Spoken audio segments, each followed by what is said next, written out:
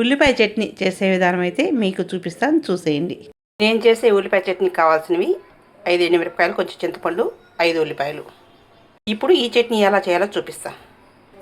మిరపకాయలతో పాటు ఒక ఉల్లిపాయ కూడా మిక్సీ పట్టుకోవాలి. ఇప్పుడు ఈ ఉల్లిపాయలు మిరపకాయలు మిక్సీ పట్టుకుందాం. ఉప్పు వేసుకుందాం. మిరపకాయలు మెత్తగా మెదగాలంటే కొంచెం వాటర్ వేసుకుందాం. మిరపకాయలు ఇలా మెత్తగా గుజ్జైన తర్వాత మిగతా ఉల్లిపాయలు కూడా వేసుకుందాం. ఉల్లిపాయలు ఇలా కట్ చేసుకున్నాం కదా,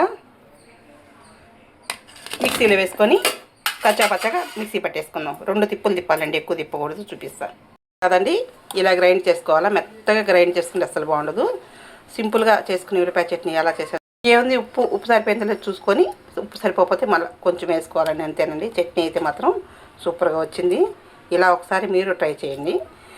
దోశలోకైనా ఇడ్లీలోకైనా పప్పుల చట్నీతో పాటు ఇది చేసుకుంటే టేస్ట్ సూపర్గా ఉంటుంది.